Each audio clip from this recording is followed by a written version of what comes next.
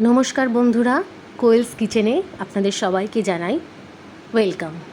এটা আমার প্রথম ইউটিউব ব্লগ। আশা করি আপনাদের ভালো লাগবে। যদি ভালো লেগে থাকে লাইক করবেন, শেয়ার করবেন, সাবস্ক্রাইব করবেন আর কমেন্ট করতে একদম ভুলবেন না। আজকে আমার প্রথম ব্লগ, তো ভাবলাম একটা স্পেশাল রেসিপি দিয়ে ব্লগটা শুরু করি। আজকে আমার স্পেশাল রেসিপি হচ্ছে বাঙালিদের প্রিয় ইলিশ মাছের লেজ ভর্তা। প্রথমে আমি কড়াইটা গ্যাসে বসিয়ে দিয়েছি গরম হওয়ার জন্য। আর এখানে একটা ইলিশ মাছের লেজ নিয়ে নিয়েছি। লেজটা পরিষ্কার করে ধুয়ে নিয়েছি। এবারে আমি ইলিশ মাছের জন্য কিছু ইনগ্রেডিয়েন্টস কেটে নিয়েছি। পেঁয়াজ কুচি, ধনেপাতা, অল্প কাঁচা লঙ্কা কুচি আর দুটো শুকনো লঙ্কা। আপনারা এখানে চাইলে একটু দুটো কি তিনটে চারটে নিতে পারেন, সেটা আপনাদের মত। আচ্ছা, এবারে আমি ইলিশ মাছটার মধ্যে নুন আর হলুদ মাখিয়ে নেব। এখানে কিছুটা হলুদ গুঁড়ো দিয়ে দিলাম।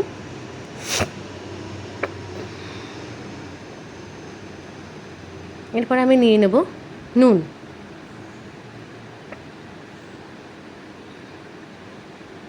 সামান্য একটু নুন দিয়ে দিলাম অ্যাজ পার টেস্ট।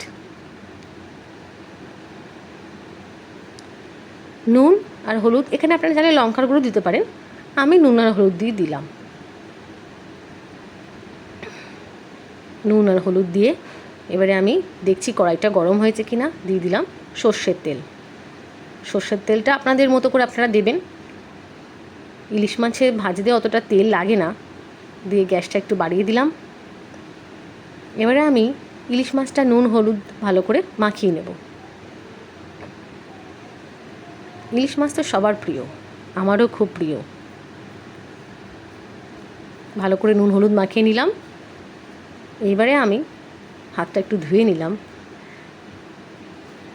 প্রথমে আমি শুকনো লঙ্কাগুলো ভেজে নেব। শুকনো লঙ্কাগুলো আমি একটু ভেজে নেব, যাতে কিনা ওগুলো একটু ক্রাঞ্চি হয়ে যায়।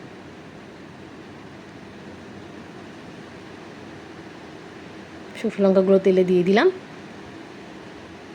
আপনাদের ঝাল অনুযায়ী আপনারা দেবেন। একটু ভেজে নিচ্ছি লঙ্কাগুলো।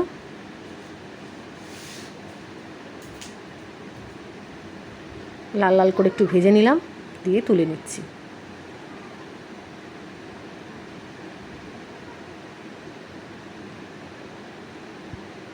এবার আমি ইলিশ মাছের লেজের পিসটা কড়াইতে দিয়ে দিলাম। একটু ভালো করে ভাজবো এপিট ওপিট করে, নাহলে ভেতরে আবার কাঁচা থেকে যাবে।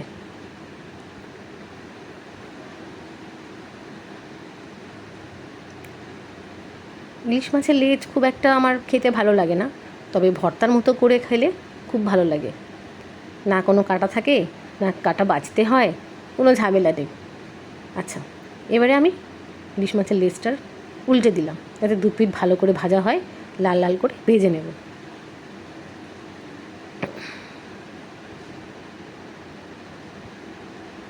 আমার ভাজা হয়ে গেছে। এবারে মাছটা আমি তুলে নিচ্ছি। যে থালায় আমি ভর্তাটা বানাবো একবারে সেই থালাতেই আমি মাছটা তুলে নিচ্ছি। দেখুন, মাছটা আমি লাল করে ভেজে নিয়েছি। আচ্ছা, এবারে আমি পাটা দিয়ে ইলিশ মাছটাকে থেতো করে নিচ্ছি, যাতে আমার কাটা বাছতে সুবিধা হয়। এরকম করে নিলে খুব সহজেই কাটাটা বাছাও হয়ে যাবে আর কাটাগুলো দেখাও যাবে। বাটিটা একটু সরিয়ে নিলাম, আস্তে আস্তে করে কাটাটা বেছে নিচ্ছি।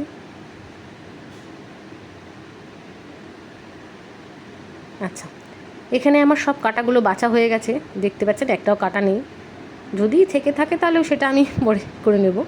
এইবারে আমি শুকনো লঙ্কাগুলো একটু গুঁড়িয়ে নিচ্ছি, যাতে কিনা ভালো করে মাছের সাথে মিশে যায়, ফ্লেভারটা যেন ভালো পেতে পারি।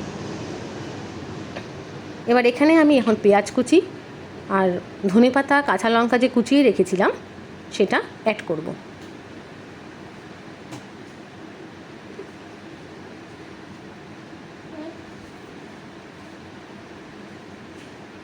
ভালো করে পেঁয়াজ, ধনেপাতা, লঙ্কাটাকে আগে মাখিয়ে নিয়ে এবার ইলিশ মাছের লেজের সাথে মিশিয়ে নিচ্ছি।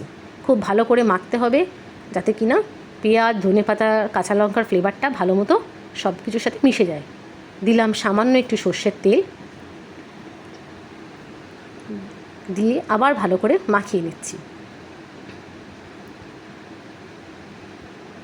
খুব ভালো করে মাখিয়ে নিলাম। এটা আপনারা গরম ভাতের সাথে কাঁচা লঙ্কা দিয়ে খাবেন, খুব সুন্দর লাগে খেতে। আমি এটা আগেও খেয়েছি, তাই আপনাদেরকে বলছি এটা আপনারা বাড়িতে অবশ্যই ট্রাই করবেন। দু একটা কাটা ছিল, সেটাকে আমি একটু ফেলে দিলাম। এখানে এখন রেডি আমার ইলিশ মাছের লেজ ভর্তা। গরম ভাতের সাথে খাবেন,